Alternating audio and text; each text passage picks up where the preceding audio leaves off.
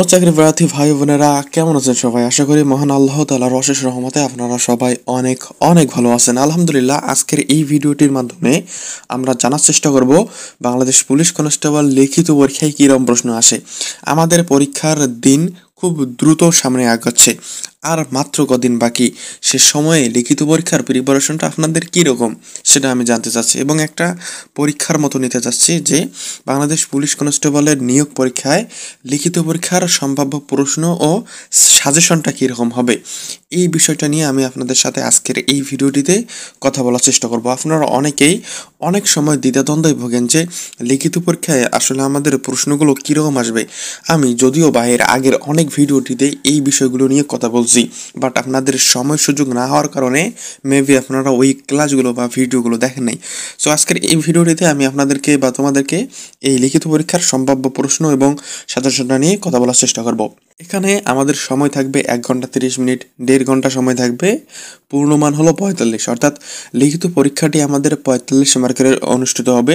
সময় থাকবে হলো 1 ঘন্টা 30 মিনিট, 1.5 ঘন্টা, অনেক সময়। এখানে আমাদেরকে সকল প্রশ্নের আনসার দিতে হবে। শুরুতেই আমাদের থাকবে হলো ক বিভাগ। কেমন এটা আপনারা যে কোনো জেলা থেকেই পরীক্ষা দেন না কেন এমনটাই থাকবে। সো প্রথমত থাকবে হলো ক বিভাগ, যেটা হলো বাংলা নিয়ে গঠিত। 15 নম্বর থাকবে ক বিভাগে। ক বিভাগে শুরুতে আমাদের একটা রচনা থাকে। সাধারণত আমি বিগত বছরগুলোর পরীক্ষাগুলো দেখেছি, পরীক্ষাগুলো কেরম প্রশ্ন আসবে সেটাও অনুধাবন করার চেষ্টা করছি, এবং তারই আলোকে এখানে 2টা রচনা দিয়েছি। আপনাদের এখানে 2টা রচনা থাকবো, যে কোনো একটা দিতে হবে। সো রচনা 7 নম্বর থাকে। ক নম্বর বলছে হলো বর্ষাকাল, এবং খ নম্বর বলছে হলো 24 এর আন্দোলন। এই 24 আন্দোলন কিন্তু গেল বছরও এসেছিল, খুবই গুরুত্বপূর্ণ একটা রচনা, এবং বর্ষাকালেও কিন্তু বিগত বছরগুলোতে আইছিল। সো আমি এখানে খুবই গুরুত্বপূর্ণ 2টা রচনা দিয়েছি। আপনাদের কাজ হলো এই রচনাগুলো পড়ার পাশাপাশি আপনি যদি একটু সম্ভাব্য আসার মতো বর্তমান যে রচনাগুলো রয়েছে সেই রচনাগুলো পড়েন, কিংবা এর আগে যে আমি ভিডিওটিতে রচনাগুলো আলোচনা করেছি সেগুলো পড়লেই ইনশাআল্লাহ রচনাগুলো আমরা ভালো করে লিখতে পারবো, কিংবা রচনা অবশ্যই আমরা এখানে ভালো নম্বরটা অর্জন করতে পারবো এবং কমন পাবো। দ্বিতীয় নম্বরে আমাদের রয়েছে হলো এক কথায় প্রকাশ করুন। প্রিয় বন্ধুরা, আপনাদের এখানে এক কথায় প্রকাশও থাকতে পারে, অথবা বিপরীতার্থক শব্দও থাকতে পারে। সো এক কথা প্রকাশ আমি গুরুত্বপূর্ণ মনে করছি। এখানে 4টা এক কথা প্রকাশ থাকবে, প্রতিটার জন্য 1 নম্বর করে পাবেন। ক নম্বরে বলছে আমাদের সকলের মধ্যে একজন। এটাকে বলেন তো এক কথা প্রকাশ কি হয়? অন্যতম। খ নম্বর হচ্ছে হলো অগ্রে জন্মগ্রহণ করিয়াছে যে। এক কথা প্রকাশ হলো অগ্রজ। দেন গ নম্বর বলছিল যা জয় করা যায় না জয়, যা স্থায়ী নয় স্থায়ী। আপনাদের পরীক্ষায় শুধু এই যে যা স্থায়ী নয়, যা জয় করা যায় না, এতটুকু দেওয়া থাকবে। আপনি যে খাতা দেবে আপনাকে, সেখানে লিখতে হবে 2 নং প্রশ্নের উত্তর। ক নম্বর অন্যতম, খ অগ্রজ, গ অজয়, ঘ অস্থায়ী। অথবা যদি লেখেন যে যা স্থায়ী নয় অস্থায়ী, এখানে লিখতে একটু সময় বেশি লাগবে, তবে লিখলে ভালো হয়। জাস্ট ক আনসার, খ আনসার, এভাবে লেখলেও হবে। দেন প্রিয় বন্ধুরা, আমাদের 3 নং দাগ। 3 নং দাগে বলছে হলো বাগধারা লিখুন। এখানে 4টা বাগধারা রয়েছে। ক নম্বর বলছে হলো হাত ভারী। হাত ভারী এর বাগধারা হলো কৃপণ। খ বলছে হলো কলা দেখানো। কলা দেখানো এর বাগধারা হলো ফাঁকি দেওয়া। এরপর গ নম্বর বলছে হলো আলতো। আলতো এর বাগধারা হলো আগলা। ঘ নম্বর বলছে হলো আক্কা পাওয়া, মানে হলো মারা যাওয়া। এই হলো বাগধারা 4টায় কিন্তু 4 মার্ক পাবেন। সো টোটাল বাংলা বিভাগে আমাদের বাংলা বিভাগটা হলো ক বিভাগ নিয়ে, যেখানে 15 নম্বর রচনা, এক কথা প্রকাশ এবং হলো বাগধারা আছে। সো এই 7, 4, 4, 8 আর হলো 7, এই হলো 15 মার্ক। সো আপনাদের লিখিত পরীক্ষায় বাংলা অংশে এইরকমই আসতে পারে। প্রিয় বন্ধুরা, এরপর যেটা আমাদের রয়েছে সেটা হলো খ বিভাগ, যেটা হলো ইংরেজি অংশটাকে নিয়ে গঠিত। এখানে আমাদের 15 নম্বর রয়েছে। ক বিভাগের শুরুতেই আমাদের রয়েছে একটা প্যারাগ্রাফ লিখতে বলছে। এখানে 7 নম্বর রয়েছে। মাই হবি সম্পর্কে এখানে প্যারাগ্রাফটা আমাদেরকে লিখতে বলছে। আপনারা দয়া করে একটা কাজ করবেন, এই প্যারাগ্রাফটা আপনারা একটু গুগলে সার্চ করে, অথবা আপনার হাতের কাছে যে বইটা রয়েছে গ্রামারটা, সেখানে একটু দেখে পড়ে নেবেন। দেন পরবর্তীতে 5 নং দাগ, এখানে ট্রান্সলেট দিয়েছে, বাংলা দেওয়া আছে, আমাদেরকে ইংরেজিতে কনভার্ট করতে হবে। খুবই সহজ সহজ এখানে ট্রান্সলেশনগুলো দিয়েছে। দেখেন কীরকম আসতে পারে আপনাদের পরীক্ষায়। এখানে বলছিল তোমার বয়স কত, হাউ ওল্ড আর ইউ, পানির রং নেই, ওয়াটার হ্যাজ নো কালার, যেমন কর্ম তেমন ফল। এই যে ট্রান্সলেটটা, এটার আনসারটা আপনি আমারে একটু কমেন্ট করে জানাই দেবেন, কারণ আপনারা অনেক সময় জাস্ট ভিডিওগুলো দেখেন, প্র্যাকটিস করেন না। দেন ডি নম্বর বলছিল, তুমি কি করতেছো, হোয়াট আর ইউ ডুইং। এই হলো ট্রান্সলেট। ট্রান্সলেশনগুলো আহামরি কঠিন আসবে না, খুবই সহজ সহজ ট্রান্সলেশনগুলো আসবে। এরপর ফিল ইন দ্য ব্ল্যাঙ্কস, এখানে আপনাদের ফিল ইন দ্য ব্ল্যাঙ্কসও থাকতে পারে, অথবা এখানে থাকতে পারে হলো অপোজিট ওয়ার্ড, এরকমও কিন্তু সিনোনিম অ্যান্টোনিম এখান থেকেও কিন্তু থাকতে পারে। সো আমি এখানে ফিল ইন দ্য ব্ল্যাঙ্কস দিয়েছি, এখানে চারটা রয়েছে, প্রতিটার জন্য 1 মার্ক করে পাবেন। আমি সাথে সাথে আবার আনসারও দিয়েছি, যেন আপনাদের ভর্তি পরীক্ষার প্রিপারেশনটা অনেক বেটার করে নিতে পারেন। এ নম্বর বলছিল, he is dashed honest man, এখানে হবে অ্যান হনেস্ট ম্যান। বি নম্বর বলছিল, birds fly dash the sky, so আমরা জানি birds fly in the sky. এরপর সি নম্বর বলছিল, pray dash your success, we pray for your success হব। সো এখানে ড্যাশ বা শূন্য স্থানে আমরা ফর বসাবো। He fill dash in bike, so he fill dash এখানে বসবে হলো শূন্য স্থানে বসবে হলো of, he fell off his bike. এই হলো ইংরেজির অধ্যায়। ইংরেজির ক্ষেত্রে paragraph, translation, fill in the blanks কিংবা সিনোনিম অ্যান্টোনিমস এগুলোই কিন্তু গুরুত্বপূর্ণ। দেখা যাবে যে কোনো জেলায় যদি দেখা যায় যে ফিল ইন দ্য ব্ল্যাঙ্কস অপর যে দিন পরীক্ষা হবে বা অপর জেলাতে দেখা যাইতে পারে সেখানে আমাদের সিনোনিমস অ্যান্টোনিমস সেগুলো আসতে পারে। সো আপনারা যদি কমেন্ট করেন তাহলে আমি আরও এরকম বেশ কিছু প্রশ্নের ভিডিও নিয়ে আসবো, যেন আপনাদের ভর্তি প্রিপারেশনটা অনেক সহজ হয়।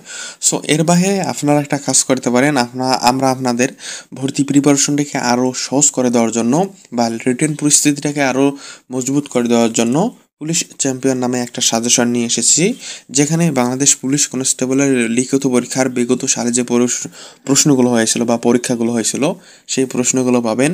ঠিক তারই মতো করে আজকের ভিডিওতে যে একটা নমুনা প্রশ্ন বা সম্ভাব্য একটা প্রশ্ন নিয়ে আলোচনা করলাম, এরকম বেশ কয়েকটা প্রশ্ন বা সম্ভাব্য প্রশ্ন আমাদের সাজেশনটিতে পাবেন। পাশাপাশি এরকম গুরুত্বপূর্ণ ট্রান্সলেশন বা হলো গুরুত্বপূর্ণ প্যারাগ্রাফ, গুরুত্বপূর্ণ রচনা, সাধারণ জ্ঞান, সাধারণ বিজ্ঞানের প্রশ্ন, গণিতের প্রশ্নগুলো, গণিতের অঙ্কগুলো আমাদের এই সাজেশনটিতে পেয়ে যাবেন। এবং বাংলাদেশ পুলিশ কনস্টেবলে কিন্তু যেদিন আপনাদের রেজাল্ট দেবে সেদিন সাধারণত ভাইভা হয়। সো ভাইভাতে কীরকম প্রশ্ন করতে পারে তার ডেমো বা নমুনা ভাইভা প্রশ্ন পাইয়া যাবেন। এবং সর্বোপরি আমাদের এই সাজেশনটিতে আপনারা একদম নিজেকে চূড়ান্তভাবে প্রস্তুত করার জন্য 5টা মডেল টেস্ট পাবেন। ওই মডেল টেস্টগুলো যদি আপনারা সঠিকভাবে লিখতে পারেন বা আনসার দিতে পারেন তাহলে আমরা অবশ্যই আপনাদেরকে পুরস্কৃত করব। সো স্বল্প সময় প্রিপারেশন কিংবা আপনাদের ভর্তি প্রিপারেশনটাকে আরও মজবুত বা শক্ত করার জন্য আমাদের এই সাজেশনটি কিন্তু নিতে পারেন। কেমন? ওকে। দেন প্রিয় বন্ধুরা, আমরা গ বিভাগে যাই। এর পরের বিভাগটাই হলো গ বিভাগ, যেখানে আমাদের সাধারণ গণিত এবং হলো সাধারণ জ্ঞান থেকে 15 মার্ক থাকে। সাধারণ গণিতে সাধারণত 2টা থাকে, 5 5 10 মার্ক। সো এখানে 7 নং দাগে বলছে হলো, একজন দোকানদার প্রতি মিটার 200 টাকা দরে 5 মিটার কাপড় কিনে প্রতি মিটার 225 টাকা দরে বিক্রয় করলে লাভ কত হয়েছে। আমরা এখানে বুঝতেই পাইতেছি তিনি 200 টাকা দরে প্রতি মিটার ক্রয় করছে, বাট 225 টাকা দরে বিক্রয় করছে, তার মানে বোঝাই যাচ্ছে 25 টাকা আমরা বেশি এখানে লাভ করছি। সো 1 মিটারে যদি 25 টাকা লাভ করে তাহলে কত মিটার তিনি ক্রয় করছে? 5 মিটার। সো 5 মিটারে লাভ করবে 25 গুণন 5 125 টাকা। এই হলো এখানকার আনসার। এই প্রশ্নগুলো খুবই সহজ হয়, হায়ার ম্যাথের কিন্তু কোনো কোশ্চেন দেবে না। দেন পরবর্তীতে 8 নং দাগে বলছে হলো, x² - 3x + 2 এর উৎপাদক কি কি, অর্থাৎ উৎপাদকে বিশ্লেষণ থেকে কোশ্চেন দিয়েছে। 8ম শ্রেণীতে আমরা উৎপাদকে বিশ্লেষণ করে আইছি।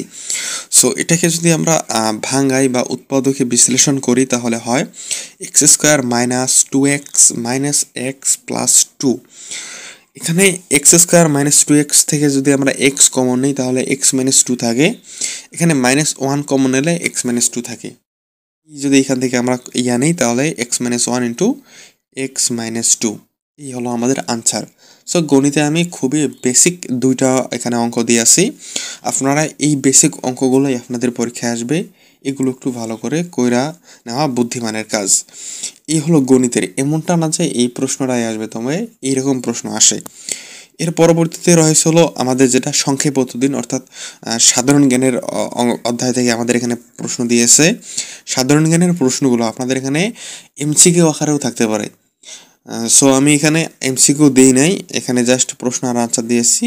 যেমন লেবুতে কোন অ্যাসিড থাকে, সাইট্রিক অ্যাসিড থাকে, কোন মাধ্যমে শব্দের গতি সবচেয়ে বেশি, কঠিন মাধ্যমে, মধুতে কী উপাদান থাকে, রাসায়নিক উপাদান থাকে, বাংলাদেশের দীর্ঘতম সেতুর নাম কি, পদ্মা সেতু, খাদ্যের উপাদান কয়টি, 6টি। এই হলো টিআরসির লিখিত পরীক্ষার সম্ভাব্য প্রশ্ন ও সাজেশন। একজন শিক্ষার্থীর কাজ হবে এই ভিডিওগুলো দেখা, এই সাজেশনগুলো ফলো করা, অথবা আমাদের সাজেশনটি নেওয়া, পাশাপাশি এই প্রশ্নগুলো বেশি বেশি করে প্র্যাকটিস করা। আমি আপনাদেরকে বলে রাখি, লিখিত পরীক্ষায় যে প্রার্থী বা যেই দল, যেই শিক্ষার্থী সবচেয়ে বেশি নম্বর অর্জন করতে পারবো, সেই শিক্ষার্থী পরবর্তী ধাপে যাইতে পারবো। নতুবা এই 3 দিনের হাড় ভাঙা কষ্ট করার পরও লিখিত পরীক্ষায় ভালো না করার কারণে যেদিন রেজাল্ট দেবে সেদিন মন ভাঙে যাবে। সো তখন এসে কিন্তু ফেসবুকে স্যাড সং দিতে হবে, স্টোরি স্যাড একটা স্টোরি দিতে হবে। সো আপনারা যদি না চান যে স্যাড স্টোরি বা আমার স্বপ্নটা ভেঙে যাক, এরকম যদি না চান, তাহলে অবশ্যই লিখিত পরীক্ষা নিয়ে আপনাকে একটু মাথা ঘামাইতে হবে। সো সময় খুবই কম, ভালো করে প্রিপারেশন নেন, আমাদের সাজেশন না নেন কোনো সমস্যা নেই, ভিডিওগুলো দেখেন, ভালো করে প্রিপারেশন নেন। আপনাদের জন্য রইল অসংখ্য ভালোবাসা এবং অভিনন্দন।